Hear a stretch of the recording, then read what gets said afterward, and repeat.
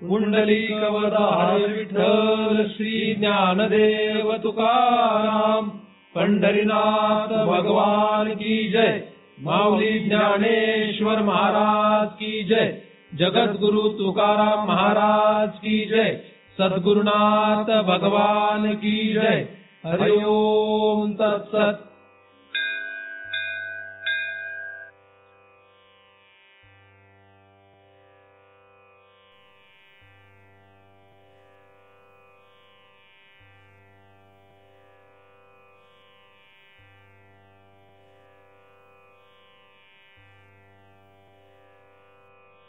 ध्यान मूलम गुरुमूर्ती पूजा मूलम गुरुपदम मंत्र मूलम गुरुर्वाक्यम मुक्ति मूलम गुरु कृपा। ब्रह्मेवाहम अहम ब्रह्म न चाहम ब्रह्मणा पृथक नाहम देहो न मे देहा केवलहम सनातन। या ठिकाणी आपण सर्वजण दृग्दृश्य विवेक या ग्रंथाचा अभ्यास करण्यासाठी एकत्रित जमलेलो आहोत। या ग्रंथाचा हेतू हृदयातील संशय दूर करणे असा आहे। हे कलयुग असल्यामुळे या काळामध्ये या युगामध्ये तसं पाहिलं तर परमार्थ करणं सर्वांसाठीच फार अवघड आहे। श्रद्धावाम लभते ज्ञानम असा ज्ञानमार्गाचा प्रमुख विषय असल्यामुळे ज्ञानमार्गामध्ये या श्रद्धेचीच फार गरज असल्यामुळे ही श्रद्धा कशी राहील याचा विचार करणं तर खरं तर साधकांचं काम आहे। परंतु कुठलं शास्त्र आणि कुठले मार्गदर्शक आपल्याला या मार्गामध्ये उपयोगाला येतील हे शोधणं तसं पाहिलं तर फारच कठीण काम आहे। कारण की शास्त्राचा जर आपण विचार करू लागलो तर अथांग असा समुद्र हीच त्याला उपमा देता येते। अथांग असलेल्या समुद्रामध्ये काहीतरी शोधावं असं शास्त्र शोधणं आहे, शास्त्राचा विचार करणं आहे किंवा कुठलं शास्त्र हातात घ्यावं असं आहे।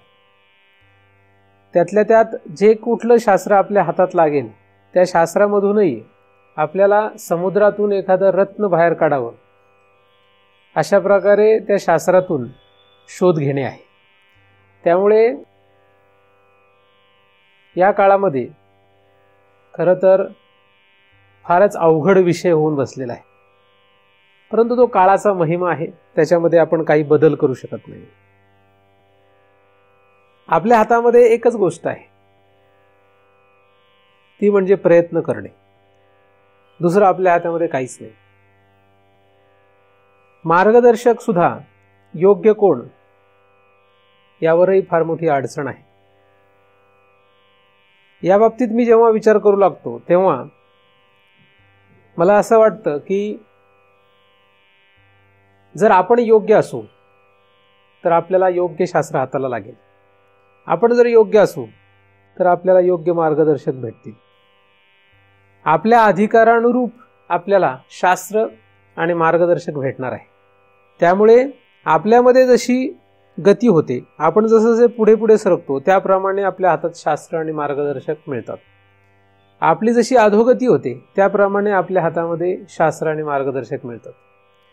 म्हणून आपण सदैव एका भगवंताच्याच प्राप्तीच्या इच्छेने जर परमार्थ करू लागलो, त्या व्यतिरिक्त दुसरा कुठलाही हेतू ठेवला नाही तर आपल्याला नक्कीच त्या मार्गाने योग्य असलेले ग्रंथ, योग्य असलेले मार्गदर्शक प्राप्त होतील अशी सृष्टीची रचना वाटते। परंतु बाधा किंवा अडथळे निर्माण करणं हे मायेचं काम असल्यामुळे या युगामध्येही सर्वात जास्त ही माया प्रभावी राहणार आहे। म्हणून आपण परमपूज्य श्री व्यास यांच्या कृपेने त्यांच्याच संप्रदायामध्ये असलेल्या अनेक साधू संतांचा मार्गदर्शक म्हणून विचार करतो, त्यांनी लिहिलेल्या ग्रंथांचा आपण अभ्यास करतो. आपल्यासाठी व्यास प्रणीत किंवा व्यास संप्रदायामध्ये असलेले जे कोणी साधू संत आजपर्यंत होऊन गेले, जे अवतार महापुरुष होऊन गेले, त्यांना आपण मार्गदर्शक म्हणून निवडलेलं आहे आणि त्यांचेच ग्रंथ आपण जर अभ्यासत राहिलो तर आपल्याला नक्कीच योग्य दिशा प्राप्त होईल. तुम्हाला आणि मला या कलयुगामध्ये भगवत प्राप्तीसाठी अत्यंत गरजेचा असलेलाच आणि उत्कृष्ट असलेलाच मार्ग सापडो, जेणेकरून आपण त्या भगवंतापर्यंत नक्कीच पोहोचू, अशी त्या परमकृपाळू भगवंताच्या चरणी प्रार्थना करतो. आणि त्याच्याच कृपेने सुरू असलेला हा विषय, या विषयामध्ये पुन्हा एकदा येऊया. दृक् दृश्य विवेक हा अवतार महापुरुष श्रीमद आद्य शंकराचार्यांनी लिहिलेला ग्रंथ आहे. या ग्रंथामध्ये जे अनेक श्लोक आहेत, त्या अनेक श्लोकामधून आपण भगवंत प्राप्तीच्या दृष्टीनेच विचार करणार आहोत. हृदयातील संशय कशी दूर होतील यासाठी आपण विचार करणार आहोत. आतापर्यंत आपण 10 श्लोकांचा अभ्यास केलेला आहे. 10व्या श्लोकामध्ये अहंकार लये सुप्तो भवेद देहोप अचेतनः अहंकार विकासार्धः स्वप्नः सर्वस्तु जागरः, असा हा विचार आपण 10व्या श्लोकामध्ये केलेला आहे. अहंकाराचा लय झाल्यानंतर सुप्त अवस्था येते, म्हणजे निद्रा अवस्था येते. या निद्रा अवस्थेमध्ये 2 भाग आहेत, एक म्हणजे स्वप्न आणि एक म्हणजे सुषुप्ती. सुषुप्तीचा विचार 10व्या श्लोकामध्ये सांगितलेला नाही, परंतु तो तिथे अपेक्षित आहे. सुषुप्ती म्हणजे अविकसित अवस्था, स्वप्न म्हणजे अर्धविकसित अवस्था आणि जागर किंवा जागृती म्हणजे पूर्ण विकसित अवस्था. अहंकाराच्या लय आणि विकसित होण्यावर, लय होण्यावर आणि विकसित होण्यावर किंवा विकसित होण्यावर, अर्धविकसित होण्यावर आणि अविकसित होण्यावर, या 3 अवस्था आहेत, असा आपण विचार केलेला आहे. या 10व्या श्लोकानंतर हा 11व्या क्रमांकाचा श्लोक आपण आता पाहणार आहोत. अंतःकरण वृत्तिश्च चिती छायक्य मागता वासना कल्पयेत स्वप्ने बोधे क्षर विषयान बही. या श्लोकाचा सरळ अर्थ आपण आधी विचारात घेणार आहोत. अंतःकरण वृत्तिश्च चिती छायक्य मागता. अंतःकरणाची वृत्ती ही चित्त छाया म्हणजे चिदाभासाशी ऐक्य पावते. वासना कल्पयेत स्वप्ने, नंतर स्वप्नामध्ये वासनेच्या द्वारे कल्पना करून सृष्टी निर्माण करते.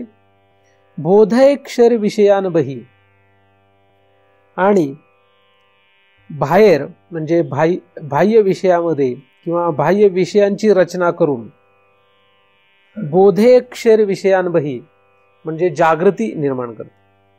जागृती आणि स्वप्न या 2 अवस्था मागील श्लोकामध्ये सांगितलेल्या आहेत आणि त्याच अवस्थेंचा पुढे थोडासा अजून विचार या श्लोकामध्ये आहे, असं प्रथम दर्शनी आपल्याला या श्लोकामध्ये लक्षात येतं. श्लोकाचा सरळ अर्थ असा आहे की अंतःकरणाची वृत्ती चिती छाया हिच्याशी, चिती छायेशी एकरूप होते आणि 2 अवस्था तयार करते, एक म्हणजे जागृती आणि एक म्हणजे स्वप्न.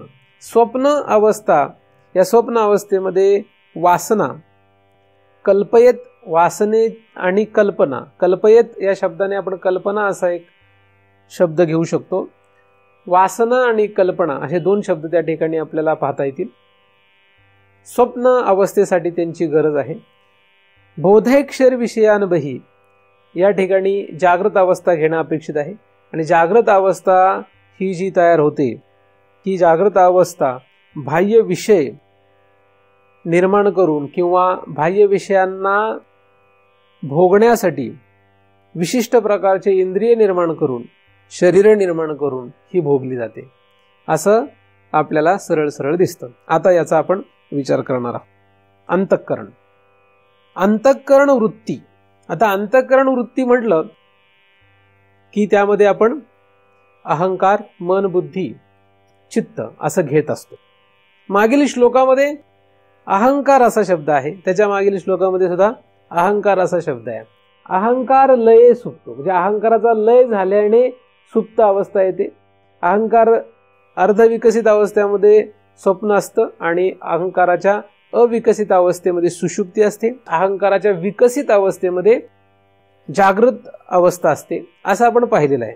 आणि या ठिकाणी मात्र अहंकार शब्द न घेता या ठिकाणी अंतःकरण असा शब्द घेतलेला आहे. अंतःकरणाचा एक भाग म्हणून आपण अहंकाराकडे पाहतो, अशी एक पद्धत आहे. मी मागे तुम्हाला सांगितलेलं आहे की जेव्हा आपण या विषयांचा अभ्यास करतो, म्हणजे ज्या ग्रंथांमध्ये अंतःकरण, मन, बुद्धी, चित्त, अहंकार असे शब्द येतात, या अनेक ग्रंथांचा अभ्यास केल्यानंतर फारच गोंधळ उडतो. नक्की करावं काही कळतच नाही. बरं, एकाच पुस्तकात एकच शब्द वेगळ्या ठिकाणी वेगळ्या रीतीने आढळतो आणि मग फारच मोठा गोंधळ होतो, नक्की करावं काय.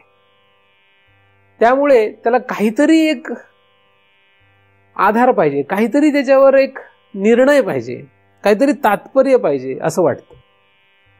म्हणून अभ्यासासाठी सोपं जावं म्हणून मी मागे तुम्हाला एक विचार सांगितलेला आहे की अंतःकरण जे आहे, हे अंतःकरण 4 रूपाने आपल्याला दिसतं, किंवा अंतःकरण हे 5 रूपाने पाहावं. कारण 4 रूपानेच फक्त पाहावं असं म्हणू नये, 5 रूपाने अंतःकरणाकडे आपण पाहू शकतो. अंतःकरण म्हणजे स्फुरण, अंतःकरण म्हणजे संकल्प विकल्प, अंतःकरण म्हणजे निश्चय, अंतःकरण म्हणजे संस्कार, अंतःकरण म्हणजे अहंकार, अभिमान, अहम. अंतःकरणच या वेगवेगळ्या कार्यरूपाने आपण पाहू शकतो. म्हणजे एकच अंतःकरण 5 कार्यरूपाने आपण पाहू शकतो. मग एखादा म्हणेल 5 पेक्षा अजून जास्त घ्यायला काय हरकत नाही का? खरं बघितलं तर अंतःकरण एकच शब्द पुरेसा आहे, सगळंच त्याच्यामध्ये आहे. परंतु थोडीशी विभागणी करायची ठरली तर अंतःकरण मन घ्यावं, अजून ठरलं अंतःकरण मन बुद्धी घ्यावं, अंतःकरण मन बुद्धी याच्याऐवजी मन बुद्धी अहंकार घ्यावं, किंवा मन बुद्धी चित्त अहंकार घ्यावा. तर अंतःकरणालाच वेगवेगळ्या ठिकाणी एखादा शब्द वजा करून घेण्यात आलेला आहे. काही ठिकाणी अंतःकरण शब्दच येत नाही, फक्त मन एवढाच शब्द आहे. आता मन म्हटलं की मनामध्ये अंतःकरण असतंच हे लक्षात घ्यावं, म्हणजे गडबड येत नाही. मन हा एकच शब्द वापरला सूक्ष्मदेहाला तर मन म्हणजे अंतःकरण, मन म्हणजे बुद्धी, मन म्हणजे अहंकार, मन म्हणजे चित्त. त्या मनाच्या अंतर्गत हे सगळे धरावेत, म्हणजे आपली अडचण येत नाही, म्हणजे आपल्याला अभ्यासाला त्रास होणार नाही. म्हणजे मनाचे ते सगळे भाग धरावेत. अंतःकरण धरलं तर अंतःकरणामध्ये मन बुद्धी चित्त अहंकार धरावं, म्हणजे अंतःकरणाचे ते भाग धरावे. बुद्धी फक्त धरली तर बुद्धीचे हे सगळे भाग धरावे. अहंकार धरला तर अहंकाराचे हे सगळे भाग धरावे. चित्त धरलं तर चित्ताचे सगळे भाग धरावे. असं केलं म्हणजे प्रश्नच राहत नाही. हे फक्त आपल्याला अभ्यासाला सोपं जावं म्हणून मी सांगतोय. त्या त्या विषयानुरूप त्या त्या ठिकाणी आपल्याला तो शब्द घेणं गरजेचं आहे. या ठिकाणी अहंकार शब्दच घेतला नाहीये. मागच्या 2 श्लोकामध्ये आपण अहंकार शब्द पाहत आलो आणि इथे मात्र त्या अहंकाराचं नावही घेतलं नाही. इथे अंतःकरण शब्द आलाय म्हणून आपल्याला कदाचित संभ्रम निर्माण होण्याची शक्यता आहे की अंतःकरण हे मध्येच कुठे आलं मग, कारण आधी अहंकार शब्द आलाय. अहंकाराच्या लय होण्यावर ही अवस्था तयार होतात आणि इथे सांगतात की अंतःकरण वृत्तीची काय होते, चिदाभासाशी संगती होते किंवा चिदाभासाशी ऐक्य पावतो, त्यामुळे अडचण येते. पण अंतःकरण वृत्तिश्च असं म्हटल्यामुळे अंतःकरणाची वृत्ती, आणि एका अभ्यासानुसार असं आहे की अंतःकरणाच्या 4 वृत्ती आहेत. एक आहे मन, एक आहे बुद्धी, एक आहे चित्त आणि एक आहे अहंकार. त्यामुळे त्यातला अंतःकरण वृत्तिश्च असं इथे म्हटलेलं असल्यामुळे अहंकार ही अंतःकरणाची वृत्ती आहे. आणि मागच्या श्लोकामध्ये अहंकार लय सुप्त म्हटलंय, त्यामुळे आपल्याला काही अडचण येत नाही. म्हणजे विषय काही आपला संगती लावण्यासाठी काही चुकत नाही. अंतःकरण वृत्तिश्च म्हणजे अंतःकरणाची वृत्ती. मग कुठली? तर अहंकार. मग अहंकाराचा लय होतो हे आपण मागे पाहिलेलं आहे. तर अंतःकरण वृत्तिश्च म्हणजे अंतःकरणाची वृत्ती चिती छायक्य मागता. अंतःकरणाची वृत्ती चिती छायेशी तादात्म्य पाऊल. आता चिती छायेशी अंतःकरणाची वृत्ती तादात्म्य पावते हे आपण आधी पाहिलेलं आहे. कधी? 9व्या श्लोकामध्ये पाहिलेलं आहे. म्हणजे आधीच्या श्लोकांमध्ये तो अभ्यास आलेला आहे की अहंकार हा चित छायेशी काय करतो? तादात्म्य पावतो. कसं पावतो? सहज तादात्म्य पावतो. हे आपण आधीच पाहिलेलं आहे. आणि इथे म्हटलंय की अंतःकरण वृत्ती ही चिती छायेशी ऐक्य पावते. म्हणजे तोच अभ्यास इथे सांगितलाय पुन्हा. पण तसं करून काय केलं जातं हे आता सांगतात. तिथे फक्त सांगितलं होतं की अंतःकरणाची वृत्ती चिदाभासाशी सहज तादात्म्य पावते एवढं सांगितलं. मग पुढे अंतःकरणाची वृत्ती म्हणजे अहंकार जेव्हा लय पावतो तेव्हा काय होतं आणि लय पावत नाही तेव्हा काय होतं असं नंतर सांगितलं. लय पावण्यामध्ये स्वप्न अवस्था येते आपण पाहिलंय. लय न पावण्यामध्ये जागृत अवस्था असते हे आपण पाहिलं. मग आल्या 2 अवस्था. 2 अवस्थांचा विचार इथे पुन्हा 11व्या श्लोकामध्ये स्पष्ट करत आहे. अंतःकरणाची वृत्ती चिदाभासाशी तादात्म्य पावते, सहज तादात्म्य पावते. मग सहजच तादात्म्य पावते म्हणजे त्या सहज तादात्म्यामध्येच या 2 अवस्था येणार आहेत. या 2 अवस्था कशा येणार आहेत? त्यांच्या सहज तादात्म्यामध्ये या 2 अवस्था येणार आहे. म्हणून या 2 अवस्थांचं खंडन करावं काय असा प्रश्न येतो. तर आपण आधीच विचार केला आहे की तसं करू नये. कशाचं खंडन करू नये? सहज तादात्म्यांचं खंडन करत बसू नये. खंडन करत बसू नये असं आपण मागे विचार केलेला आहे. आणि मी तुम्हाला एक उदाहरण सांगितलं होतं की मला एक जण म्हणे की काय झालं पाहिजे? जागृती अवस्था नाही, महाराज हे झोपत नसतात, ते सदैव जागेच असतात. मग स्थूल रूपाने सदैव जागेच असतात असं होऊ शकत नाही. तिथे काय होतो? आपल्याला मोठा प्रश्न निर्माण होतो की असं करायचं म्हणजे किती अवघड आहे. कारण आपण जर जागतच राहिलो, कधीच झोपलो नाही, स्वप्नात गेलो नाही किंवा सुषुप्तीत गेलोच नाही तर आपण मरून जाऊ. कुठलाही जीव हा जर झोपला नाही तर जगू शकत नाहीत, नाही का? आणि महाराज होणं मग किती अवघड आहे. म्हणजे महाराज अशा प्रकारे व्हायचं असेल तर अवघड झालं, नाही का? म्हणजे त्याने काय विचार केला की त्याचं खंडन करायचंय. स्वप्न या अवस्थेचं काय करायचंय? खंडन करायचं. म्हणजे स्वप्न अवस्था संपवायची, नाश करायचा आहे असा विचार करून त्याने ते केलंय. पण जर स्वप्न आणि जागृती या अवस्थेचा संबंध अहंकाराच्या लय होण्यावर न होण्यावर आहे आणि अहंकार चिती छायेशी म्हणजे चिदाभासाशी जर सहज तादात्म्य पावलेला आहे तर या 2 अवस्था तशा प्रकारे खंडित होऊ शकत नाही. कारण की सहज तादात्म्याला संपवायचं नाही असाही आपण विचार केलेला आहे म्हणून, नाही का? अंतःकरण वृत्तिश्च चिती छायक्य मागता. अंतःकरणाची वृत्ती चिती छायेशी एकरूप होते. चित म्हणजे काय हे आपण विचार केलेला आहे. चित छाया प्रतिबिंब पडण्यासाठी काहीतरी एक विशिष्ट पदार्थ लागतो. चित छाया म्हणजे चिदाभास कुठे प्रतिबिंबित होतो, त्याला प्रतिबिंबित होण्यासाठी काय ठिकाण आहे? अंतःकरणामध्ये ते प्रतिबिंबित होतं असं शास्त्रामध्ये काही ठिकाणी आहे. काही ठिकाणी बुद्धीत प्रतिबिंबित होतं असं लिहिलेलं आहे, काही ठिकाणी वेष्टी अज्ञानामध्ये तो प्रतिबिंबित होतं असं लिहिलेलं आहे. कुठेही प्रतिबिंबित झाला तरी प्रतिबिंबित झाला म्हणजे तो चिदाभास आहे. त्या चिदाभासाचं तादात्म्य हे अहंकाराशी आहे, अंतःकरण वृत्ती बरोबर आहे, अंतःकरणाच्या वृत्तीशी त्याचं तादात्म्य आहे. आणि हे तादात्म्य असं आहे, इतकं सहज आहे. सहज सहज कसं आहे तर सहज या शब्दाचा आपण विचार केला होता. सहज म्हणजे कसं, जसं पक्षी आकाशात कसा उडून जातो, त्याला काही करावं लागत नाही, सहज आहे ते. मासा पाण्यात कसा पोहतो, सहज.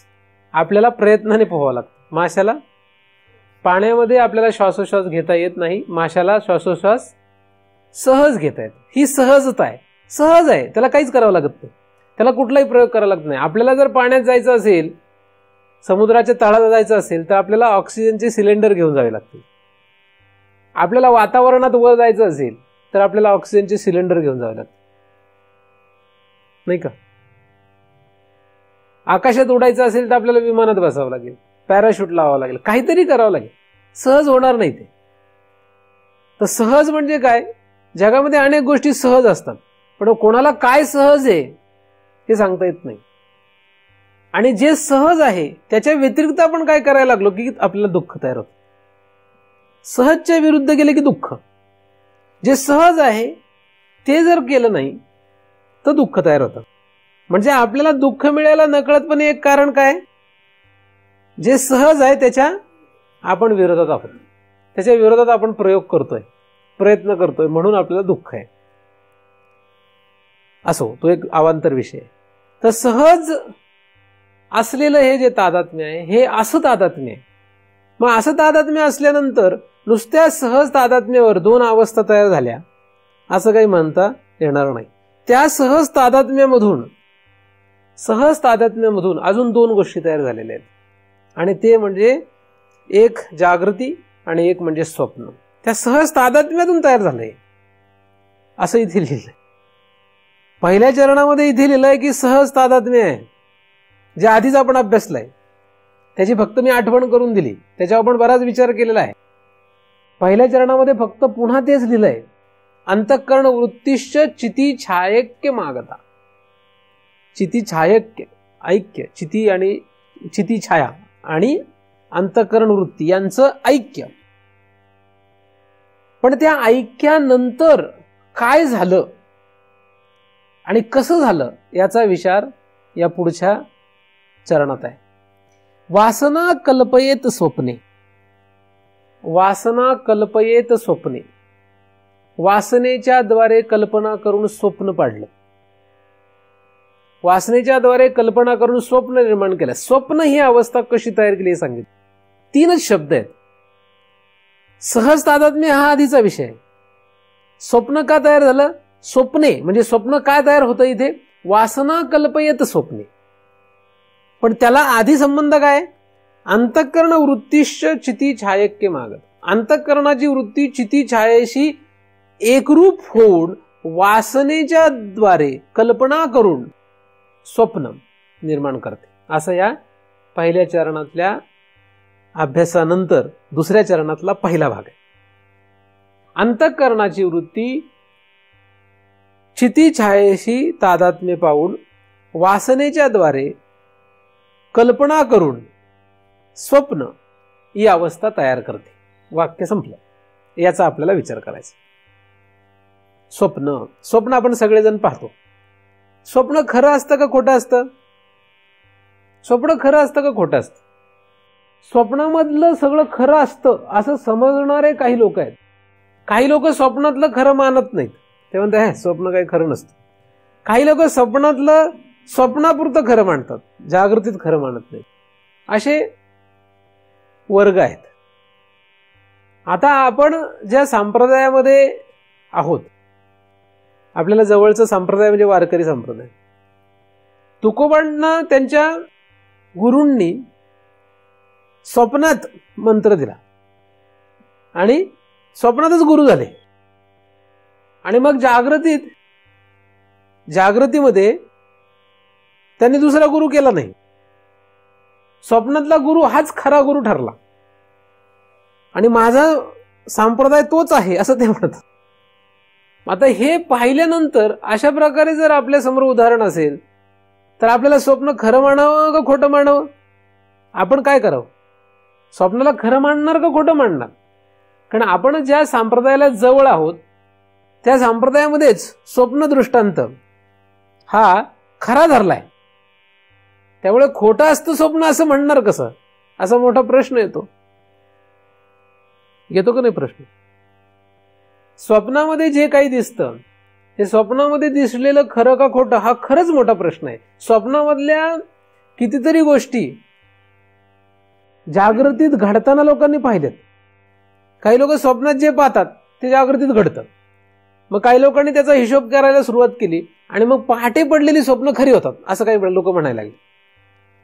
काहींनी ठरवलं की या वेळेमध्ये जर स्वप्न पडलं तर ते खरं होतं, मग ते खरं असतं आणि त्याच्या व्यतिरिक्त वेळेत जर स्वप्न पडलं ते खोटं असतं. असे काहींनी शोध लावले. म्हणून या स्वप्नावर जर विचार करायला लागलो तर इतका मोठा गोंधळ आहे की आपला परमार्थ सगळा अख्खा आयुष्य स्वप्नातच जाईल. म्हणजे स्वप्न ह्या अवस्थेवर विचार करण्यातच जाईल. इतका मोठा गोंधळ हा स्वप्न अवस्थेचा आहे. त्यामुळे त्याच्यात आपण अजून काहीतरी विचार करत राहणं म्हणजे खरंच फारच आश्चर्यकारकच काहीतरी निघण्याची शक्यता आहे. तर स्वप्न या अवस्थेवर वाद आहे.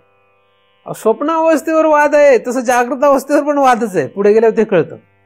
पण स्वप्न अवस्था जी आहे या स्वप्न अवस्थेविषयी आपल्याला सर्वांना माहित आहे. आपण सगळेजण स्वप्न अवस्था भोगतो. सगळेजण आपण स्वप्न भोगतो. स्वप्नात काय दिसतं आपल्याला? आता तुम्ही ठरवलं की आता आपल्याला झोपायचंय, आता झोपणार आणि झोपल्यानंतर मग स्वप्नात आता हे हे हे पाहू असं काही दिसतं काय? असं काहीच नाही. आपण ठरवून घ्यायचं आता स्वप्नामध्ये आपल्याला हे दिसणार आहे बरं का, आणि मग स्वप्नात ते दिसायला लागलं. काही लोक मला म्हटले महाराज एक काम करा, झोपायला तुम्ही गेले ना की झोप येत असताना काहीतरी आठवा, बरोबर एखादा विषय कुठलाही गोष्ट एखादा आठवा, तुम्हाला स्वप्नात तेच दिसणार नाही. तर मी बऱ्याच वेळा प्रयत्न केला तसा की झोपायला जेव्हा झोप लागायची असते तेव्हा मला जे वाटत होतं की हे स्वप्नात दिसायला पाहिजे त्याचा विचार करला, पण काय स्वप्नात कधी आजपर्यंत दिसलं नाही. पण काही लोकांचं म्हणणं असं आहे की झोप जेव्हा येते तेव्हा झोप लागताना तुम्ही जे विचार करत असाल ते स्वप्नात येतं, असं काही लोकांचं म्हणणं आहे. झोप लागताना तुमच्या मनामध्ये जे विचार सुरू आहेत ते स्वप्नात येतात. आणि कदाचित एखाद्याचं तसं होईलही की झोपताना तो जो विचार करत असेल तो येईल. काही लोकांचं म्हणणं असं आहे की नाही, तुम्ही दिवसभरात जे विचार करत असता त्यातलंच काहीतरी रात्री स्वप्नात दिसतं. ज्ञानेश्वर महाराजांनी त्यासाठी ओवी पण लिहिलेली आहे की नाही, की जागृत अवस्थेमध्ये तुम्ही जे जे जे जे पाहता तेच स्वप्नात दिसतं. आणि बरेच वेळा मी तर स्वप्नामध्ये जागृतीतलं काहीच पाहत नाही. म्हणजे आतापर्यंत मी असे इतके भारी भारी स्वप्न पाहिलेत की ज्याच्यामध्ये जागृतीतला काही संबंधही नाहीये, जागृतीतलं काहीच पाहिलं नाही, असे स्वप्न पाहिले. म्हणजे जागृतीतले पदार्थ स्वप्नात दिसलेच नाहीत असं झालेलं नाही, पण जागृतीच्या व्यतिरिक्त पण काय काय स्वप्नामध्ये पाहिलं हे सांगताच येत नाही. आणि जशी माझी गती आहे तशी तुमची पण आहे, कारण तुमच्यात आणि माझ्यात काही फरक नाही. आपण दोघे सारखेच आहोत, फक्त मी जरा वर बसलो इकडे आणि तुम्ही थोडे खाली बसलाय. याच्या व्यतिरिक्त आपल्यात तसा काही फरक नाहीये. आणि थोडीशी बौद्धिक क्षमता प्रत्येकाची भिन्न भिन्न असते, त्यात काही नवल नाही, ते सगळ्यांचीच असते. त्यामुळे मी काय असा मोठा ग्रेट आणि तुम्ही एकदमच कमी प्रतीचे वगैरे असं काहीच नसतं, असं नाहीच आहे काही. त्यामुळे तुम्हाला जो अनुभव तोच मला अनुभव असणार आहे. तुम्ही ज्याप्रमाणे स्वप्न पाहता त्याचप्रमाणे मी पण स्वप्न पाहतो. मग स्वप्न या शब्दावर व्यवहारामध्ये तितका मोठमोठ्या प्रकारचा गोंधळ सुरू झालाय किंवा आहेच तो पूर्वीपासून. काही लोक म्हणतात स्वप्न पाहायला पाहिजेत पण ते प्रत्यक्षात उतरवण्याचा प्रयत्न करायला पाहिजे. लोक झोपल्यावर स्वप्न पाहतात, काही लोक जागे असताना पण स्वप्न पाहतात. आता ही पण फार मोठी गंमत आहे. अब्दुल कलाम म्हणतात की स्वप्न कसं पाहिजे जे तुम्हाला झोपू देणार नाही त्याला म्हणतात स्वप्न, असं अब्दुल कलामांची व्याख्या आहे. स्वप्न कसं पाहिजे जे तुम्हाला झोपू देणार नाही त्याला स्वप्न म्हणतात ते, कारण ते सायंटिस्ट आहेत ना, त्यामुळे तसं ते अनुभवतात. कारण त्यांनी काय एकदा ठरवलं की त्यांना झोपच लागत नाही, तेच त्यांचं स्वप्न. स्वप्न म्हणजे काय? स्वप्न म्हणजे जे खरं नसतं पण खरं करण्याचा प्रयत्न करणे, त्याला म्हणायचं स्वप्न. काय स्वप्न बिप्न पाहतोस काय आज आपण म्हणतो एखाद्याला? स्वप्नात नाही ना, म्हणजे एखादी गोष्ट होणारच नाही असं जेव्हा आपल्याला लक्षात येतं तेव्हा आपण म्हणतो जागे व्हा स्वप्नातून, जरा स्वप्नात राहू नका. म्हणजे स्वप्न या शब्दाचा जो गोंधळ आहे तो इतका भयंकर आहे की त्याचा विचारच करता येणार नाही. किती प्रकार या स्वप्नाचा करता येईल सांगता येत नाही, किती प्रकारे याचा विचार करता येईल सांगता येणार नाही. पण स्वप्न म्हणजे गमतीशीरच एक अवस्था आहे. स्वप्न ही अवस्था कशी आहे? गमतीशीर अवस्था आहे. तर आता व्यावहारिक दृष्टीने या स्वप्नाचा विचार करण्यात जास्त काही अर्थ नाही, नाही का? नाही तर तुम्हाला स्वप्नातही मी दिसेल. काय काय मुलांना मी स्वप्नातही दिसतो मास्तर म्हणून, कारण मी फार त्रास देतो पोरांना, त्याच्यामुळे काही काही लोकांना मी स्वप्नातही दिसतो छडी घेऊन. भीती वाटते त्यांना मास्तरची. स्वप्नामध्ये काय दिसेल? कोणाला साप दिसेल, कोणाला देव दिसेल, कोणाला देवी दिसेल, कोणाला दगड दिसेल, कोणाला धोंडे दिसतील, कोणाला रणरण दिसेल, कोणाला वणवा दिसेल, कोणाला रखरख दिसेल. काय दिसेल स्वप्नात काही हिशोबच नाही. सगळ्यांच्या स्वप्नाचा जर गोळामेळा केला तर आपल्याला अख्खं आयुष्य पुरेल ती स्वप्न पाहण्यामध्ये. आपण म्हणूया जागृतीपेक्षा स्वप्नच बरं आहे, इतका मोठा हा स्वप्न प्रपंच आहे. तर हे जे स्वप्न आहे हे स्वप्न चांगलं असावं असं प्रत्येकाला वाटतं. प्रत्येकाला काय वाटतं? स्वप्न कसं पाहिजे? भयानक नको, भीतीदायक नको, असं प्रत्येकाला वाटतं. माझं स्वप्न हे भीतीदायक नको यासाठी काहीतरी उपाय शोधला पाहिजे. कारण जेव्हा स्वप्न भीतीदायक पडतं तेव्हा मात्र फार अडचण असते. चांगलं स्वप्न पडतं तेव्हा काय नाही. चांगलं स्वप्न म्हणजे आपण विमानात बसलोय, इकडे तिकडे वेगवेगळ्या देशांमध्ये फिरतोय, कुठली थंडी न वाजता अंटार्क्टिकावर मस्तपैकी फिरतोय उबदार कपडे न घालता, आणि काहीच होत नाही, सर्दी नाही, खोकला नाही, काही नाही. किंवा आपण सहजच स्वर्गातून फिरून आलो, सगळ्या देवादेवांना हाय बाय करून आलो, असं स्वप्न पडलं की बरं वाटतं. किंवा असं जर स्वप्न पडलं तर आनंदाची गोष्ट आहे. पण बऱ्याच वेळा असं होतं की इतकं भयानक स्वप्न पडतं की आपल्याला 2 शिंग लावलेली आहेत, आपल्या मागे रेडा लागलाय, साप लागलेत पाठीमागं, वाघ लागलाय, भूत पाठीमागं लागलेत, कोणी येऊन आपल्याला मारतंय, कोणीतरी आपला वध करतंय. काय स्वप्न पडत, हे सगळे भयानक स्वप्न आहे. आणि काही काही वेळेस स्वप्न अशी असतात की आपल्या उराव कोणतरी बसलंय, गळा दाबतोय, कोण आहे ते काही कळतच नाही. चेहरा दाखव म्हणलं तरी दाखवतच नाहीये. कारण चेहरा जर दिसला तर म्हणतं तरी याला अरे तुझं नाव घेऊन त्याला बाजूला करता येईल, पण चेहरा दाखवत नाही ना, त्यामुळे फारच भीती असते. उर दाबलेला नसतो, म्हणजे गळा दाबलेला नसतो, उरावर बसून गळा दाबलेला नसतो, पण तरी म्हणतो सोड सोड सोड, पण काही सोडत नाही. चेहरा दाखवत नाही. तर अशा भयंकर प्रकारच्या स्वप्नांना काहीतरी उपाय करावा असं म्हणून काही लोकांनी मला सांगितलं, कारण मला अशी बरेच वेळा स्वप्न पडतात म्हणून.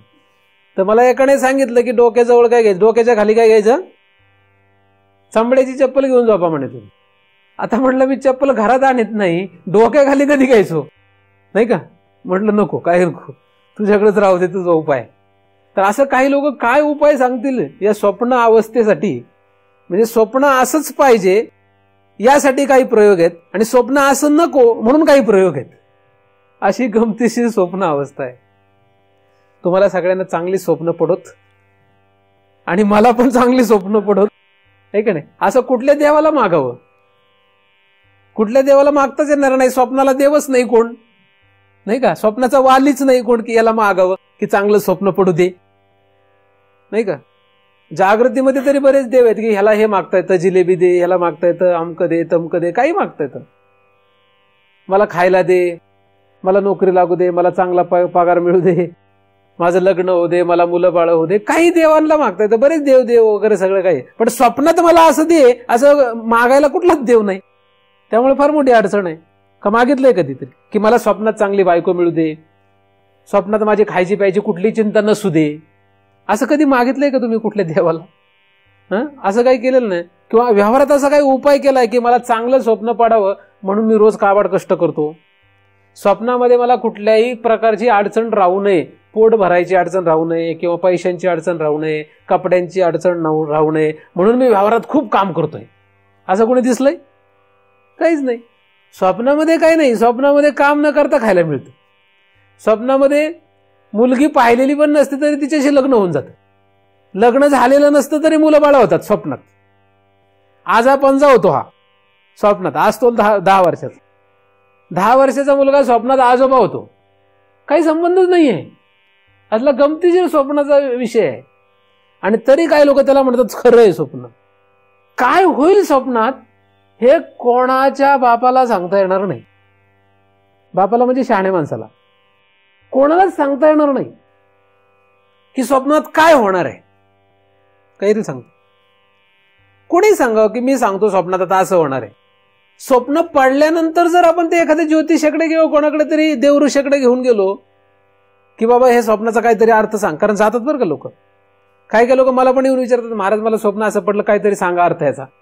मी काय सांगू, तुला स्वप्न पडलं, मी कसं काय अर्थ लावू तुझ्या स्वप्नाचा? मला माझ्या स्वप्नाचा अर्थ लावता आहे ना, तुझ्या स्वप्नाचा अर्थ कसा लावू? स्वप्नांचा अर्थ सांगणारे पुस्तक आहेत बाजारात. काही लोकांनी आणली पण असतील. स्वप्नांचा अर्थ सांगणारी पुस्तक आहेत. ऐक नाही गंमत, त्यातली काही पानं मी वाचली. अशा एका पुस्तकाचे काही पानं मी वाचली. मी बघत होतो की मला जे स्वप्न पडतात त्याचं काही उत्तर बित्तर आहे का त्याच्यात. म्हणजे आकाशात जर उडतोय असं आपण जर दिसत असलो स्वप्नामध्ये तर आपण फॉरेनला जाणार आहे असं त्याच्यात लिहिलं होतं. मी अजूनपर्यंत फॉरेनला गेलो नाही आणि लहानपणापासून तेच स्वप्न पडते मला सारखं सारखं. बरं, एका कुंडलीवाल्याकडे गेलो, त्याला म्हटलं मला सारखं असं स्वप्न पडतंय, कुंडली बघू. कुंडली बघितली, म्हटलं तुम्ही फॉरेनला गेलेलेच असायला पाहिजे. म्हटलं नाही गेलो.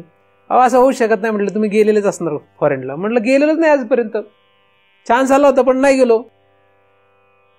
तर म्हटलं नाही असं होऊ शकत नाही, हे चुकीचं आहे तुम्ही सांगताय. म्हटलं तर काय चुकीचं सांगू. मग नाही गेलं का, मग जाल कधीतरी. मग ते तर मला पण माहिती आहे कधीतरी जाईन मी, आहे की नाही. पण अजूनपर्यंत काही गेलो नाही. आमच्या काही ओळखीच्या लोकांना सांगतो जा तुम्ही फॉरेनला, म्हणजे मला घेऊन जा काही दिवस. पण लोक जातच नाही. मला पाहिले की लोक म्हणतात फॉरेनला नको, भारतातच राहू. फॉरेनला गेलेले परत येतात, आहे की नाही. तर असं स्वप्नाचे जे अर्थ आहे इतके विचित्र आणि गमतीशीर आहे की माझ्या अनुभवाच्या ऐवजी तुमचे सगळ्यांचे जर अनुभव मांडत बसलो त्याचा एक वेगळा ग्रंथ तयार होईल, नाही का. स्वप्न अवस्थेचा एक ग्रंथ तयार होईल सगळ्यांचा मिळून अनुभव, आहे की नाही. म्हणजे साधकांचे अनुभव स्वप्नाविषयी. असं जर आपण एक ग्रंथ काढला तर 1000 लाख पानांचा ग्रंथ तयार होईल. तर असली ही गमतीशीर स्वप्न अवस्था आहे. ही स्वप्न अवस्था आलीच कशी, कुठून आली ही स्वप्न अवस्था? आपण पाहतो खरे, पण येते कुठून ही स्वप्न अवस्था? त्याला पहिलं कारण आहे अंतःकरण वृत्तीश्च चिती छाया ऐक्य. म्हणजे अहंकार आणि चिदाभास यांचं ऐक्य पहिलं व्हावंच लागतं. ही पहिलं त्याला संबंध आहे. अहंकार आणि चिती छायेचं जर ऐक्य नसेल तर ह्या अवस्थेचा प्रश्नच नाहीये, होऊच शकत नाही. म्हणजे स्वप्न या अवस्थेसाठी, पुढे दिलेल्या जागृत अवस्थेसाठी सुद्धा तेच कारण. पहिलं कारण आहे अंतःकरण आणि अंतःकरण वृत्ती, म्हणजे अहंकार आणि चित्छाया यांचं ऐक्य. हे पहिलं आहे, हे पहिलं कारण. मग वासना कल्पयेत स्वप्ने. आता वासना हा शब्द आहे. वासना म्हणजे काय, तर वासना म्हणजे इच्छा. वासना म्हणजे इच्छा. वासना म्हणजे संस्कार. वासना म्हणजे संस्कार. वासना म्हणजे प्रतिक्रिया. वासना म्हणजे कुठल्याही एखाद्या गोष्टीचा तुमच्या अंतःकरणामध्ये असलेला छाप. वासना हा जो शब्द आहे हा स्थूल देहाशी संबंधित नाहीये. वासना शब्द कशी संबंधित आहे, सूक्ष्म देहाशी संबंधित आहे. वासना स्थूल देहावर राहत नाही, वासना ही सूक्ष्म देहात असते. वासना म्हणजे इच्छा. वासना म्हणजे कुठल्या तरी पदार्थाचा असलेला संस्कार, कुठल्या तरी क्रियेचा असलेला संस्कार. कुठला पदार्थाचा संस्कार असतो तो किंवा क्रियेचा संस्कार असतो म्हणजे वासना. आता पदार्थ म्हणजे काय, उदाहरणार्थ बैल हा काय पदार्थ आहे. तर बैल या पदार्थाचा संस्कार आतमध्ये सूक्ष्म देहात असतो. कुठे राहतो तो संस्कार, अंतःकरणात राहतो. सोप्या शब्दात अंतःकरणात राहतो. अंतःकरणाच्या कुठल्या भागात राहतो त्याचा आपण सध्या विचार नाही करायचा, पण अंतःकरणात राहतो. सोपं उत्तर. अजून जरा सूक्ष्म विचार केला तर चित्तात राहतो. पण एखादा म्हणेल नाही आम्ही चित्तात नाही घ्यायचं आम्हाला त्याला, बरं ठीक आहे अंतःकरणात धरू, मग फक्त अंतःकरणात. तर बैल नावाचा जो पदार्थ आहे, या बैल नावाच्या पदार्थाचा जो संस्कार आहे म्हणजे छाप आहे ती कुठे राहते? अंतःकरणात राहते. बैल. आता दुसरं आहे झाड. झाड नावाचा जो पदार्थ आहे, झाड नावाच्या पदार्थाचा जो संस्कार आहे म्हणजे त्याची जी छाप आहे, त्याचा जो फोटो आहे तो कुठे राहतो? तो सुद्धा अंतःकरणात राहतो. तर अंतःकरणात बैल, झाड, झुडूप, आकाश, पाणी, वारा, माणूस, जनावर, साप असे असंख्य जे पदार्थ या त्रिलोकामध्ये आहेत, या त्रिलोकामध्ये जेवढे पदार्थ आहेत या सगळ्या पदार्थांचा संस्कार आतमध्ये छापलेला असतो. त्यालाच वासना असं म्हणतात. हा एक भाग. आता एवढ्या सगळ्या म्हणजे जगतामध्ये त्रिलोकामध्ये असलेल्या सगळ्याच पदार्थांचा संस्कार तिथे छापून ठेवला आहे का, असा एक प्रश्न आहे. का निम्म्याच पदार्थांचा संस्कार आहे? का 70% 80% पदार्थांचा आहे? का 10% पदार्थांचा आहे? हे काही सांगता येत नाही. किती पदार्थांचा संस्कार आहे हे कशावर अवलंबून आहे? तुमचे इथून मागे किती जन्म झाले आणि कुठल्या कुठल्या लोकाला तुम्ही गेले, तुम्ही किती लोक फिरलेले आहात, तेवढे पदार्थ, किती पदार्थांशी तुमच्या इंद्रियांनी संसर्ग केलेला आहे, किती लोक फिरले, किती लोकांमध्ये किती पदार्थ तुम्ही इंद्रियांद्वारे भोगले. नुसते पाहिले असतील किंवा स्पर्श केलेला असेल किंवा चाखलेले असेल पदार्थ. आता या पदार्थांशी जर तुम्ही काही व्यवहार केला असेल, व्यापार केला असेल काही, तर त्याला क्रिया म्हणतात. तर त्या क्रियेचा सुद्धा संस्कार, पदार्थांचा जसा संस्कार छापून ठेवलाय तसं त्या क्रियेचा सुद्धा संस्कार काय आतमध्ये छापून ठेवलेला. म्हणजे उदाहरणार्थ तुम्ही जिलेबी हा पदार्थ पाहिला. आता जिलेबी या पदार्थाचा छाप, पदार्थाची छाप आतमध्ये, जिलेबी हा पदार्थ तुम्ही आतमध्ये छापून ठेवलेला आहे. पण एखाद्याने जिलेबी नुसती पाहिली आहे तर आतमध्ये त्याला नुसती काय दिसेल, तिथे छापून राहील तेवढीच. पण एखाद्याने ती जिलेबी हा पदार्थ घेऊन खाल्लाय. आता खाल्लाय ही क्रिया झाली, तो चाखलेला आहे. मग जिलेबी त्याला काय लागते आता खाल्ल्यानंतर, तेव्हा गोड लागते. मग त्या क्रियेतून जो गोडवा खाण्यातला तो सुद्धा आतमध्ये छापून ठेवलेला आहे. म्हणजे पदार्थ आणि पदार्थाशी होणारा व्यापार, पदार्थाशी होणारा जो काही व्यवहार आहे हा सगळा आतमध्ये छापून ठेवलेला आहे. त्यालाच म्हणतात वासना. कधीचा आहे तो? या जन्माचाच नाही, जेवढे केवढे आपले जन्म झाले, आपले जे अनंत जन्म झाले, या अनंत जन्मामध्ये आपण ज्या ज्या लोकाला गेलो, ज्या ज्या पदार्थांशी आपण संपर्क केला, ज्या ज्या पदार्थांशी आपण कुठल्याही प्रकारचे व्यापार केले, क्रिया केली, त्या सगळ्याचा संस्कार, सगळ्याच्या वासना आतमध्ये छापून ठेवले. आतमध्ये जे हे आहे त्यालाच वासना असं म्हणतात. जिथपर्यंत ह्या वासनांचं गाठोडं आपल्याकडे आहे तिथपर्यंत आपल्याला जन्म घेण्यापासून कोणीच अडवू शकत नाही. कोणीच अडवू शकत नाही आपल्याला. कोणीच तुम्हाला अडवू शकणार नाही जिथपर्यंत वासनेचं गाठोडं आहे. एवढं मोठं गाठोडं आहे आपलं. जन्म घेणे लागे वासनेच्या संगी. या वासनेच्या गाठोड्यावर आपलं जन्म मरण आहे. अनंत जन्मांचा खेळ पुढे सुद्धा चालू राहणार आहे. तो फक्त या वासनेवर राहणार. कोणी अडवू शकणार नाही आपल्याला. कोणी, ईश्वर पण अडवू शकणार नाही आपल्याला. कोणीच अडवू शकणार नाही. तर एवढं मोठं गाठोडं आतमध्ये जे आपण घेऊन बसलो त्याला म्हणतात वासना. मग काय आपल्या आतमध्ये काय कमी प्रॉपर्टी आहे काय? आपली प्रॉपर्टी कमी आहे? ही बाहेरची प्रॉपर्टी फार कमी आहे आपली. याच्यापेक्षा मोठी प्रॉपर्टी आतमध्ये आपल्याकडे वासना. त्याकडे वासना म्हणलं की एक व्यवहारातली वासना हा शब्द व्यवहारामध्ये एक वेगळ्या अर्थाने वापरतात. ती वासना एकदम क्षुद्र आहे, ती सगळ्यांकडेच असते, कोणाकडे नाही असं काही नाहीच, कारण सृष्टीच्या अंतर्गत सगळे येतात. पण ती वासना म्हणजे एक क्षुद्र गोष्ट आहे, एकदम एकदम फालतू आहे, त्याच्यामध्ये काही विशेष काहीच नाहीये. त्याचा बाऊ करतात जगातले लोक जास्त. पण या ठिकाणी वासना शब्द जो वापरलाय तो ती वासना नाहीये, हे पहिलं लक्षात घ्या.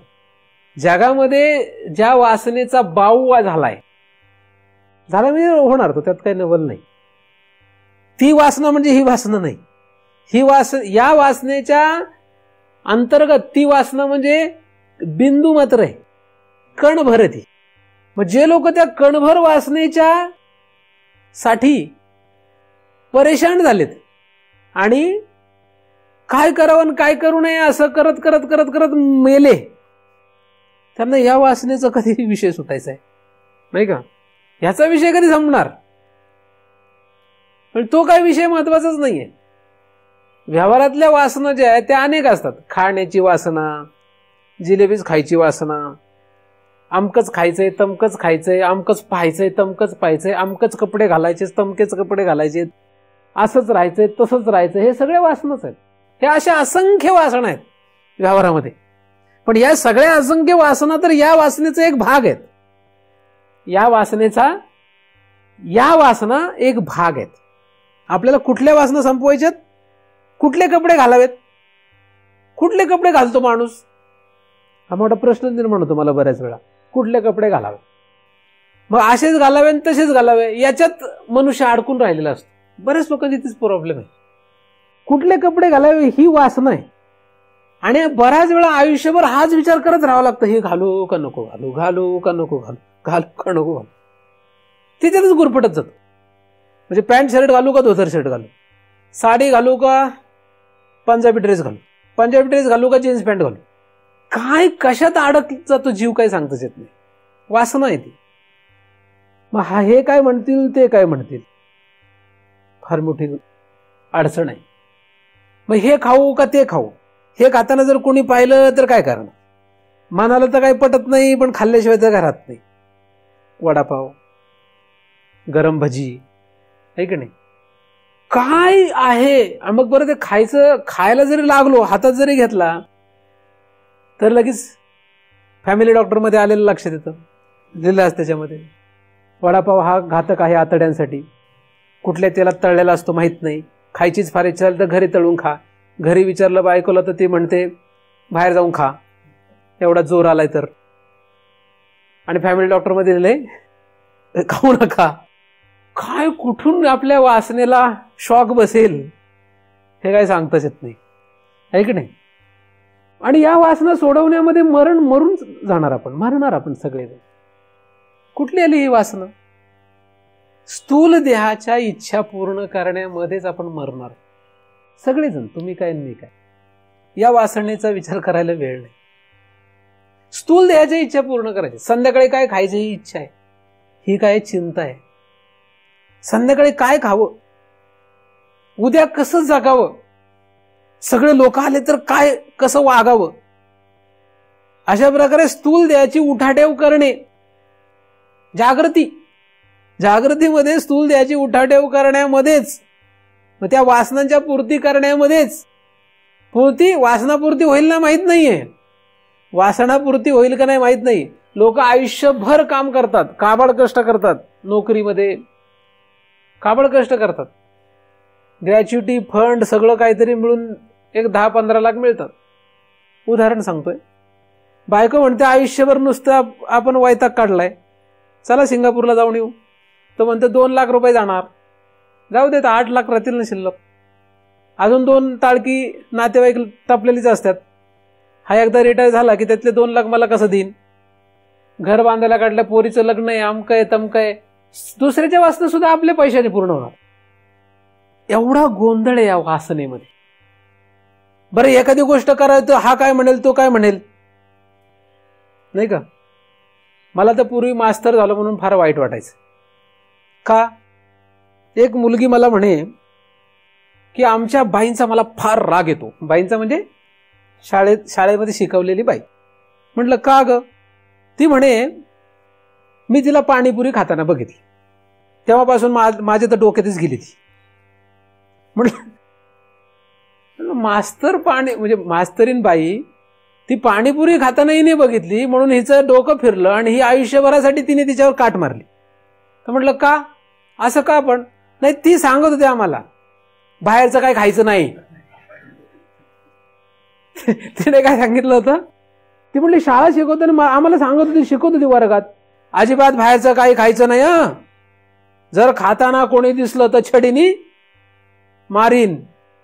आणि ती स्वतःच नंतर हिने बघितली, नंतर शाळा सुटल्यानंतर, म्हणजे शाळेतून बाहेर गेल्यानंतर मोठी झाली, मग तिने बघितलं की तीच ती आहे जी मला लहानपणी शिकवत होती. हे काय मास्तरीने. असल्या गमतीशीर गोष्टी ह्या वासनेच्या. आता खावी का नाही त्या बाईने पाणीपुरी हा मोठा प्रश्नच आहे. त्यामुळे मी तर बऱ्याच वेळा लोकांना शिकवत असतो, असं करा तसं करा, असं करू नका तसं करू नका. मग शाळेत माझं नोकरी पण तीच आहे आणि हा इकडं पार्ट टाइम बिझनेस सुद्धा हाच आहे, नाही का. फुल टाइम बिझनेस आणि पार्ट टाइम बिझनेस दोन्ही हाच आहे शिकवायचा. तिकडे वेगळं शिकवायचं, इकडे वेगळं शिकवायचं. पण शिकवायचं म्हटल्यानंतर आपण 4 गोष्टी ऐकवतोच एखाद्याला, नाही का. ऐकवण्याचा व्यवसाय माझा. काही व्यवसायात पैसे मिळतात, काही व्यवसायामध्ये पैसे नाही मिळत. आता मी एवढ्या वर्षांमध्ये इतकं लोकांना काय काय सांगत आलोय, मला कायम भीती वाटते की चुकून एखादा मला असा मोठ्या झाल्यानंतर भेटला किंवा न भेटला किंवा मी त्याला दिसलो चुकून पाणीपुरी खाताना, तर तो आयुष्यभर माझ्यावर काटच मारून बसेल का नाही. आम्हाला शिकवत होता. आजच भेटला, आजच येताना भेटला एक सरदारजी. त्याला मी शिकवलं होतं फर्स्ट इयरला. तर म्हणलं हॅलो लोखंडे. म्हटलं हो. नमस्कार. म्हटलं ओळखलं, पहचाना की नाही आपने मुझे. म्हटलं हा. सरदारजी सगळे सारखेच दिसतात त्यामुळे काय कळे ना मला. त्याला म्हटलं मी डायरेक्ट, तू सरदार, आजचीच घटना आहे, सगळे सरदारजी सारखे दिसतात त्यामुळे ओळखू आहे ना तू बुवा. म्हटलं हा, आपने मुझे पढ़ाया था कि घर में लाइट जो होती है उसको बर्बाद नहीं करना है. लो आता काय सांगतो पुढचं, मला प्रश्न पडला. आपने बताया था हमें कि आपने क्या किया है, किचन, बेडरूम और हॉल, इसके लिए पैसेज में एक ही लाइट ऐसे टंगाया है और उसी लाइट पे आप हॉल में भी कुछ काम होगा, किचन में भी कुछ काम होगा, बेडरूम में भी कुछ काम होगा, तो ऐसे करते हो. आप सभी जगह का लाइट चालू करके नहीं रखते हो. एनर्जी कॉन्झर्वेशन म्हणजे लाइट वाचवा. म्हटलं हा बरोबर आहे, याद आहे मुझे अभी तक. म्हटलं वा वा फार छान आहे. तर कोण काय लक्षात ठेवील. मी पण विसरून गेलो की मी असा एक लाईट टांगलेला आहे. आणि जो मी त्यावेळेस त्या मुलांना सांगितलं होतं की बाबांनो लाईट विनाकारण वाया घालू नका. लाईट हे काय आपलं काही सहज उपलब्ध असलेली गोष्ट नाही, ती प्रयत्नाने कमवावी लागते. लाईट निर्माण करण्यासाठी किती कष्ट पडतात याचा लाईट वापरणाऱ्यांना विषय माहीत नसल्यामुळे वापरणारे कसेही वापरतात. टॉयलेटला जाताना लाईट लावतात पण बाहेर आल्यानंतर लाईट बंद करत नाहीत का, माहित नाही ना ते लाईट कशी बनवली, किती खर्च आलाय, किती कष्ट पडलेत, किती लोक त्यासाठी झटलेत. काही थांगपत्ताच नसतो ना. फुकट मिळालंय, फुकट नाही, तसं वीज बिल भरावं लागतं आपल्याला. तर अशा रीतीने कोण आपल्याला कधी भेटेल आणि काय आठवील आणि काय सांगेल हे काही सांगता येत नाही, है की नाही.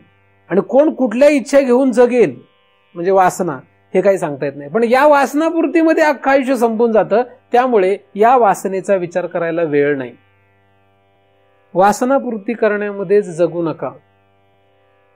कारण या वासना तर जाऊ द्या, वासनेची ओळख झाली पाहिजे. वासनेची ओळख झाली पाहिजे. वासना नक्की कुठली आहे. व्यवहारामधली वासना निराळ्या आहेत आणि परमार्थामध्ये जी वासना सांगण्यात आली ती निराळी आहे. परमार्थामध्ये जी वासना सांगितलेली आहे त्याने स्वप्न सुद्धा तयार होत आहे. वासना कल्पयेत स्वप्ने. परमार्थामध्ये वासना हा शब्द जो आलेला आहे त्या वासनेने स्वप्न सुद्धा तयार होतं. आणि वासना या शब्दातून आपण जो विचार केलेला आहे तर फक्त व्यवहारातल्याच वासना नव्हे तर व्यवहारामध्ये असलेले सगळे पदार्थ, आपण जागृत अवस्थेमध्ये जेवढं काही जगत भोगलेलं आहे, जेवढं काही जगत आपण पाहिलेलं आहे, म्हणजे पाहिलेलं आणि भोगलेलं असे दोन्ही सुद्धा वासना रूपाने आतमध्ये असतात. प्रतिक्रिया रूपाने, छाप रूपाने आपल्या आतमध्ये अंतःकरणात असतात. कधीचे, अनंत जन्माचे. म्हणजे कधी आपण गाढव होतो, त्या गाढव असताना आपण जे काही केलंय, गाढव असताना जे काही भोगलंय, गाढव असताना जे काही पाहिलंय, इंद्रियांनी जे काही पाहिलंय, जाणलंय, जे काही भोगलंय, हे सगळं आपल्या आतमध्ये प्रतिक्रिया रूपाने छापून ठेवलेलं आहे, वासना रूपाने आतमध्ये. आपण जेव्हा देव होतो, देवता होतो एखादी, तेव्हा देवता असताना सुद्धा आपण जे काही पाहिलंय, आपण जे काही भोगलंय, हे सगळं प्रतिक्रिया रूपाने आतमध्ये छापून ठेवलंय. आपण किडामुंगीपासून ब्रह्मदेवापर्यंत जे काही झालो असेल ते सगळं, आणि न होता सुद्धा जे काही पाहिलं असेल ते सगळं, जे काही भोगलं असेल ते सगळं, या सगळ्यांचे संस्कार आतमध्ये छापून ठेवलेले. आणि या सगळ्यांना, एवढ्या मोठ्या गाठोड्याला म्हणतात वासना. म्हणून जिलेबी खाण्याची वासना ही कशी आहे? एवढीशी येते, बिंदू मात्र आहे. वाटले तर खाय, नाही तर नका खाऊ, एवढा त्याचा विचार नका करू. वाटली खावी, खाऊन टाका. वडापाव वाटला तर खाऊन टाका, काय व्हायचं ते उद्या बघू, नाही का? काय व्हायचं ते होईल, काय व्हायचं ते होणारच का नाही. त्याच्यावर चिंता करत बसू नका, त्याच्यात अडकून नका पडू. काही लोकांना त्याची चिंता लागली, काय करू याचं आता? जिलेबी खायची नाहीये पण खावी वाटते, जिलेबी खायची नाही पण खावी वाटते, जिलेबी खायची नाही पण खावी वाटते. खायची नाही म्हणजे डायबिटीस आहे, तर खाणार कशी? एक म्हणतं खा, एकदा खाल्ल्याने काय होत नाही. एकदा खायला लागलं की 4 लोक म्हणतात त्याला काय अकलेचा भाग आहे का नाही, डायबिटीस झालाय, खात आहे. त्याच्या चिंतेत हा. तर या बारीक बारीक ज्या वासना आहेत, या वासनेच्या गोंधळामध्ये आपण तर परेशान आहोतच आहोत, आणि लोकांनी आपल्याला फार परेशान करून टाकलंय. महाराज तुम्ही असं वागू नका, तसं वागू नका, तू असं वागू नको, तू तसं वागू नको, तू असं राहू नको, तू तसं राहू नको. आपल्याला वाटतं वेगळं, जगत सांगतं वेगळं, आपलं मन म्हणतं वेगळं, जगत म्हणतं वेगळं, आपण करतो वेगळं, करायचं असतं वेगळं, होतं वेगळं आणि केलेलं असतं वेगळं. सगळा गोंधळच. या सगळ्या गोंधळामध्ये त्यात माझ्यासारखे महाराज भेटले की ते परत अजून काहीतरी सांगतात. मग झाला का नाही गोंधळ अजून? म्हणून महाराज म्हणजे गोंधळ निर्माण करणारी संस्था. का चांगलंच जगत असतात लोक, महाराज येतात त्यांचं जगणंच बदलतंय. नातेवाईक नाही, नातेवाईक नावं ठेवायला लागतात. कुठे ना पावटांच्या नादी लागले तुम्ही, कुठले देवाच्या नादी लागल्यात, काय चाललंय तुमचं? नातेवाईक आपल्याला मग डिवचायला लागतात. किती अडचण निर्माण होतात बघा ना. एखादा चांगला मस्त जगत असतो आणि चुकून जर त्याने उपास तापास सुरू केली तर लोक म्हणतात बावट झालंय काय, कशाला उपास तापास करतोय? एखादा जर ग्रंथ वाचायला लागला तर त्याला म्हणतात की अरे हे काय करायला लागलास तू? एखादा जर एखाद्या महाराजांना शरण गेलं तर म्हणतात हे काय बावट झालंय, गेलं का मग तुला? एखादा जर म्हटलं मी जन्म मरणाच्या फेऱ्यातून बाहेर पडण्याचा विचार करतोय तर म्हणतो कुठला आला जन्म मरणाचा फेरा? इट ड्रिंक अँड मेक मेरी, कसला आला जन्म मरण? तर अशा रीतीने आपण जिथे कुठे जाणार तिथे गोंधळ आहे. आणि महाराजांकडे आले तरी सुद्धा गोंधळच आहे की नाही? उलट काही लोकांना तर बऱ्याच वेळा नंतर असं वाटायला लागतं की आपण महाराजांकडे नसतो आलो तर बरं झालं असतं, आता लाजगाजं यावं लागतंय. काही लोक म्हणतात जाऊ दे, घेण्याचं नाही, परत तोंडच नकायला बघायला. काही लोक गायबच होऊन जातात, येतच नाहीत परत. म्हणजे महाराज दिसले तरी तिकडून पळून जातात. ते महाराज येणार ह्या भीतीने सुद्धा काही लोक घाबरतात. म्हणजे महाराज येणार याची सुद्धा लोकांना काय होतं, काय काय बोलू येतच नाहीत. कारण टेन्शन असतं, महाराज आले की गोंधळ होणार ना. कारण आपल्या वासनेमध्ये गोंधळ निर्माण करणारी व्यक्ती, हे खाऊ नको, ते खाऊ नको, असं राहू नको, तसं राहू नको, असं बोलू नको, तसं बोलू नको, असंच राहा, तसंच राहा, हेच कर, तेच कर, हे करू नको, ते करू नको, हे सांगणाऱ्यामध्ये सर्वात श्रेष्ठ कोण असेल? महाराज, नाही का? महाराजच नाही, जगामधले सगळेच लोक असे असतात. मुलांना आईबाप काय वाटतात? असेच वाटतात. मुलांना आईबाप म्हणजे त्रासच वाटतात. हे करू नको, ते करू नको, असं करू नको, तसं करू नको, वाटतच. नवऱ्याला बायको तसंच वाटते, आणि बायकोला नवरा तसंच वाटतो. सगळ्यांना तसं वाटतं. मग महाराजाचं काय जास्त कौतुक करतात लोक की महाराजांमुळे टेन्शन आलंय आम्हाला. पण काय कोणाला तरी टार्गेट करायचं म्हणून लोक महाराजांना टार्गेट करतात की महाराजांमुळे आम्हाला असं जगावं लागायला लागलं. असं आतल्यात स्वतःला म्हणत असतात, पण नंतर म्हणतात नाही महाराज आहेत ते, त्यांच्या महाराजांचं ऐकाय पाहिजे. एवढा गोंधळ आहे इकडे सगळा. असो, आता ह्या गोंधळातून कसं बाहेर पडायचा मोठा प्रश्नच आहे. तर बाहेरचा गोंधळ सोडून द्या, बाहेरच्या गोंधळाचा नंतर विचार करणार आहे आपण. पण आता एवढा वेळ बाहेरच्याच गोंधळाचा विचार केला. तर हा जो सगळा वासनेचा प्रपंच आहे हा महत्वाचा नाही. सध्या आपल्याला विचार करायचा आहे आतला विचार. आतली जी वासना आहे ही वासना काय आहे? ही फक्त वासना आहे. ठीक आहे. ही प्रत्यक्षात काय नाहीये, ती फक्त फोटो आहे. ठीक आहे. प्रत्यक्षात आहे का? तुम्ही कधीतरी वाघ पाहिला होता का नाही? कधीतरी वाघ पाहिला होता. आता तो वाघ आहे का? नाही. मग तो वाघ आहे ना, कुठे आहे? अंतःकरणात आहे.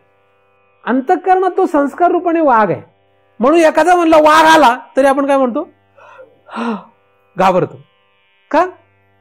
वाघ नाहीच आहे. वाघ नाही तरी सुद्धा वाघाचा संस्कार आतमध्ये. भूत, तो कुठला नाही भूत? भूत नाही ना, काही नाही. म्हणजे काही नाही म्हणजे कुठे पाहिलं नाही, पण भूत म्हणलं की भीती वाटते का नाही? जरी एखादा म्हणला मी फारच धट आहे, तरी अमावस्येच्या रात्री त्याला जर म्हटलं जा स्मशानभूमीत, तर तो जाईल का नाही? शंका आहे की नाही? त्याच्यावर बऱ्याच कथा असतात, त्या रात्री सांगण्यात मजा येते, आता नाही सांगत. तर हे जे संस्कार आहेत हे सगळे आतमध्ये संस्कार रूपाने राहतात. ते खरे आहेत का? तिथं आहेत का ते? आता काहीच नाही. तुमच्या आतमध्ये हे जेवढं गाठोड आहे का तुमच्या आतमध्ये? आहे का नाही? वाघ आहे का तुमच्या आतमध्ये? प्रत्यक्षात कोणाच्या आत वाघ आहे? प्रत्यक्षात कोणाच्या आत वाघ तुम्हाला खातोय ही प्रक्रिया आहे. म्हणजे पदार्थ किंवा त्या पदार्थाशी झालेला व्यापार हा प्रत्यक्षात आतमध्ये अजिबात नाहीये. अजिबात नाही. काय?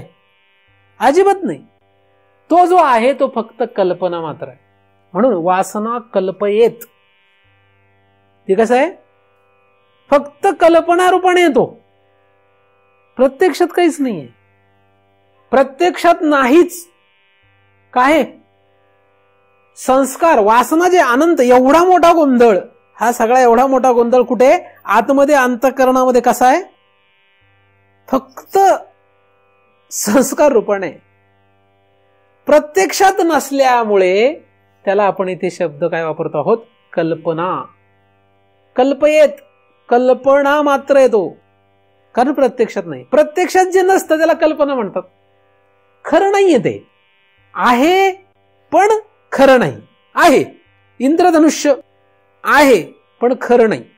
मृगजळ, पाणी आहे पण खरं नाही. याला म्हणतात कल्पना. सगळ्या कल्पना मात्र असतात. ते आकाशाला निळा रंग, हे सगळं काय कल्पनेमध्ये बसतात. तसंच आहे पण नाही. तर एवढं मोठं गाठोडं, केवढं मोठं गाठोडं, किती जन्म घ्यावे लागतील? विचार केला तर एवढ्या मोठ्या गाठोड्याने जर आपण जन्म घ्यायला लागलो तर कोण आहे आपल्याला या जगामध्ये की वाचू शकेल? कोणीच वाचू शकणार नाही. देवांचा देव सुद्धा वाचू शकणार नाही. एवढं मोठं गाठोड आहे आपल्याकडे. पण पुढचा शब्द लक्षात घेतला की मग लक्षात येईल. असू दे, किती मोठं असलं तरी कसं आहे? कल्पना मात्र आहे. कल्पयेत आहे ते. वासना कल्पयेत. वासना कल्पयेत. फक्त आहे, खरं नाही. पण नाही का? नाही का? आहे. आहे का? नाहीये. अशी ही कल्पना आहे. असून नाहीये आणि नसून आहे, अशी जी ही वासना आहे, या वासनेमुळे स्वप्न तयार होतं. आणि त्यासाठी मुळात पहिल्यांदा अहंकाराचा लय व्हावा लागतो. ही कंडिशन आहे, ही अट आहे त्याला. अहंकाराचा लय झाल्यानंतर, अहंकार अर्धविकसित अवस्थेत असताना या वासनेचा कुठलाही भाग भोगण्यात येतो.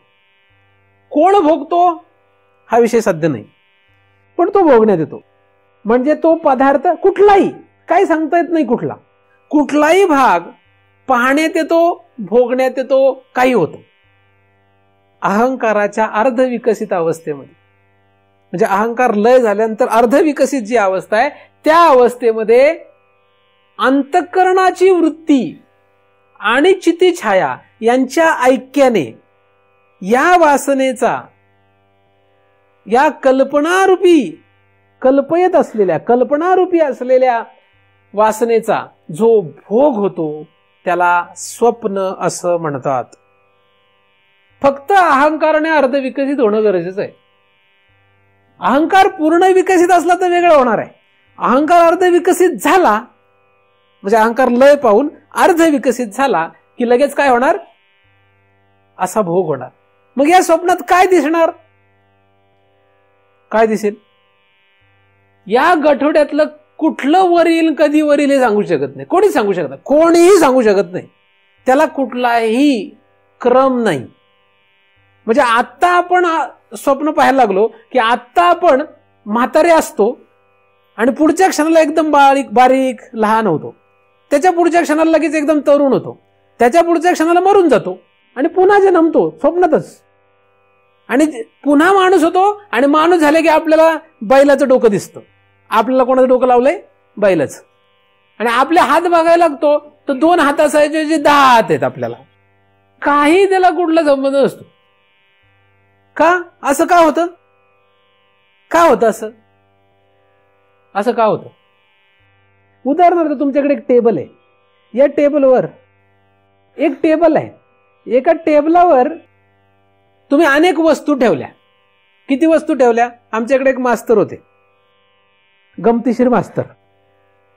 माझी केबिन त्यांच्या बाजूला आणि ते माझे बॉस. आता कुठलाही कागद त्यांच्याकडे आला ते काय करायचे? टेबलवर ठेवायचे.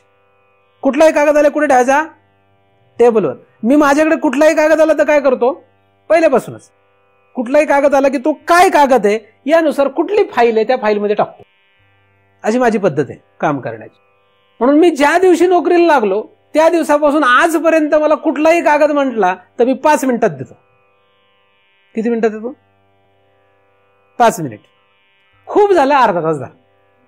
अर्धा तास कशाला मागितलं मी? जास्त कागद असं धरून म्हणून. पण याच्यापेक्षा जास्त वेळ मला कधी लागत नाही. एकही कागद माझा गायब झालेला नसतो, कधीच नाही, आजपर्यंत झालेलं नाही एवढ्या वर्षात. आता ते आमचे म्हणजे साहेब जे आहेत त्यांचे माझ्या बाजूला केबिन, त्यांच्याकडे कुठलाही कागद आला की ते कुठे टाकणार? टेबलवर ठेवणार. कुठलाही कागद आला ठेव टेबलवर, कुठलाही कागद आला ठेव टेबलवर, कुठलाही कागद आला ठेव टेबलवर. असं जर त्याने 6 महिने केलं तर टेबलवर काय होणार? मग तो टेबलवर काय सर रचून ठेवतात कसंही, ह्याचं तोंड तिकडं त्याचं तोंड तिकडं ह्या कागदाचं. आणि मग त्यांच्या टेबलाची ही एवढी जाडी आहे ना, एवढी जाडी म्हणजे किती झाली? 2-3 इंच, 2 इंच जाडीचं टेबल. 6 महिन्याने जर त्यांचा टेबल आपण बघितला तर त्यांच्या टेबलाची जाडी 1.5 फूट. किती?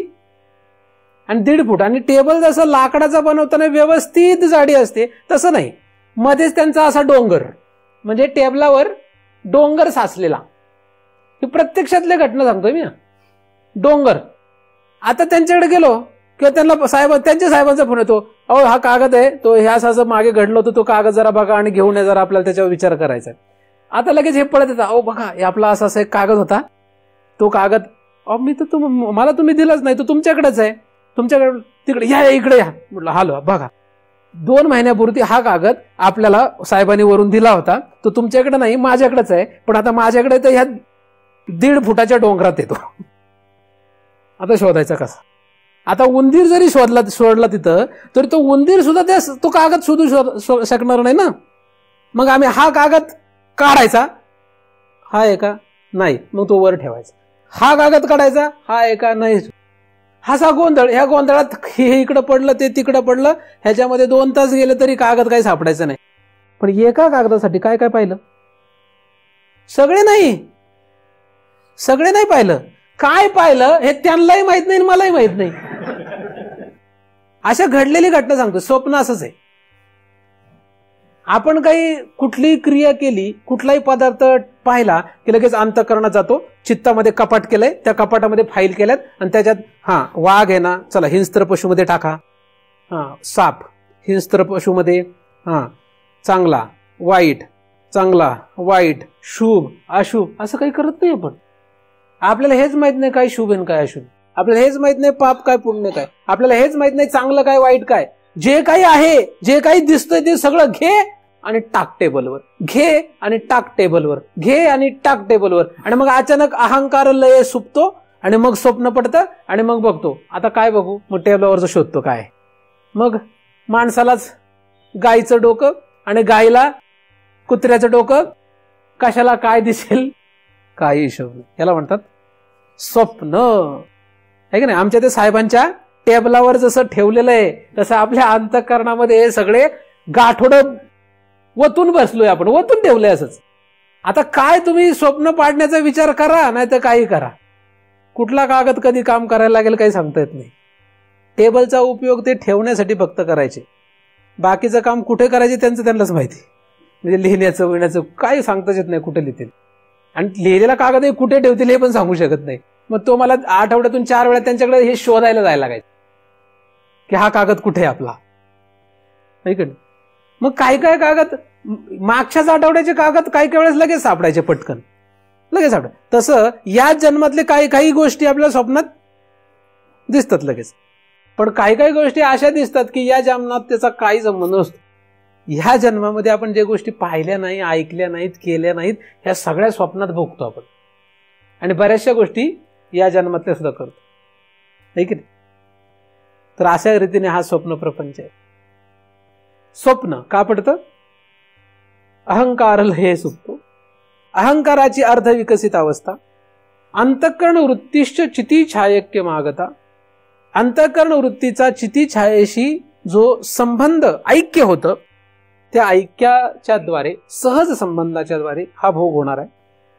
वासना कल्पयत स्वप्ने, म्हणजे वासनेच्या कल्पनेने, कल्पित असलेल्या वासनेच्या साह्याने हे स्वप्न, ही स्वप्न अवस्था तयार होते, आणि ती आपण अनंत जन्मापासून भोगत आलोय आणि इथून पुढे सुद्धा भोगणार आहे. कुठपर्यंत भोगणार हे मला तुम्हाला सांगता येणार नाही, इथं काही सांगता येणार नाही आता. परंतु असा हा स्वप्न प्रपंच, हा स्वप्न प्रपंच भोगत राहा, एन्जॉय. स्वप्नामध्ये कोण काय पाहतंय आपल्याला?